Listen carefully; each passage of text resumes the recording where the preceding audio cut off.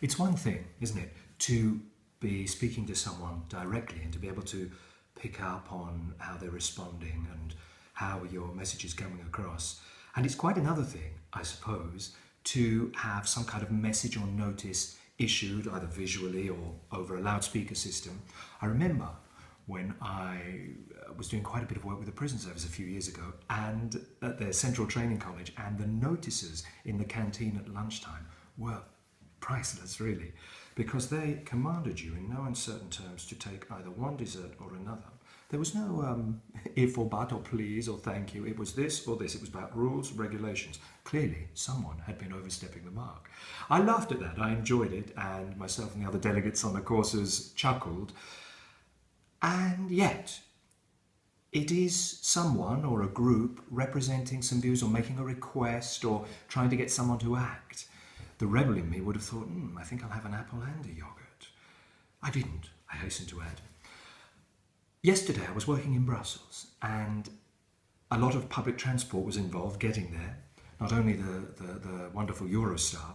As I was getting to St Pancras station, the train I was on was late. However, that was fine. I had my app, I checked, I could see the live train times. For me it was fine. And the line I was travelling on also made announcements along the way. And what really struck me was the announcement they made, because I thought for the most part it was quite good. But let's go into it. Remember, I'm talking about how you talk to people and seeing the reaction, the response. Now, clearly when you make an announcement, you can't see the response unless people are monitoring it on closed circuit television. What you can do is anticipate the kind of situation they might be in. You know, what are their fears, worries, doubts? How are they feeling? How would they like to be spoken to? What are they anxious about? That kind of stuff. The kind of thing you do perhaps in business if you're looking to make a connection with someone, whomsoever that might be. So, the actual message was delivered in, I suppose, quite a clipped, professional voice. The announcement was something like this. So, I wonder, it was a certain time in the morning. I'm not sure how the people on the platform at that time, it was pretty early. They were mostly people going into the city. Would they relate to that? Possibly. I mean, it's got to be generic because it's for a wide range of people. But I wonder how much, because that kind of clipped tone that you hold your voice there, not perhaps as extreme as this, but we would like to apologise on behalf of the... It's lacking any warmth. And interestingly, following at one of the stations, there was another announcement that came on. I don't know the system, again recorded, and it was much warmer here, sort of softer and lower resonance here around the chest and the upper chest and the throat. And it said, we're sorry to, and it's warmer and more pleasant to listen to. Particularly at a time if you're making an announcement when people are expecting a train, they need to be places, they may be experiencing degrees of anxiety, stress, etc.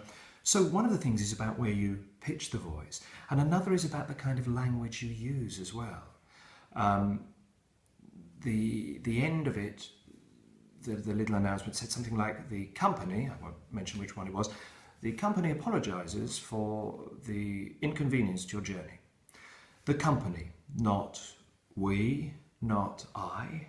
See, there's a difference, isn't there? But if I say, clearly here and now, I'm talking to me, I, and many of you, know me quite well or have perhaps been to one of my workshops. I is different from we, representing the group, is different from the company name. Each one kind of distances you. And in that announcement, I suppose what I'd like in an announcement is ideally someone making it live. The fact it's recorded as well is, okay, it's recorded. You may say, well, it's just there to fulfill a purpose, to inform people, but how you inform people makes a huge difference to the way in which they receive the message. It's not just a simple question of relaying information. It gets relayed through, all of this, if you can see me, or if you can just hear me, this, or, if you can only see the words, the language I choose. And I suppose, I believe the various rail companies, if trains are late, have to pay a fine, and so they've got a financial imperative there. But of course, always, the thing is to keep people with you on side, to keep the conversation alive. And I'm not sure that the loudspeaker announcement that I heard did that as much as I would have liked. Now, I think about these things perhaps a little more than lots of folk because that's the stuff I'm interested in. But it's interesting to see how people respond. I remember a guy on the undergrad, I don't know, I think maybe he was Jamaican, maybe British Jamaican, but he was certainly speaking in a kind of gentle patois, making the announcements on the underground. In fact, I think there's a YouTube clip of him, or maybe a few, very funny, very entertaining, very real, very authentic, telling people to, get on the train and what have you. One love, it was brilliant. And people loved it. People were filming it and they felt entertained. He added something to their day. Yes, he was conveying information. Another guy, I remember we used to go years ago on the Victoria line, about Stockwell. He used to announce Stockwell, where, of course, you can, if you like, sample the various shops. And of course, there aren't many shops around Stockwell Station. He said himself he'd prefer to do his shopping at Oxford Circus. And he did it in a very dry, flat line. And he had the carriage in stitches, really. Again, being informative, but being entertaining as well in this instance.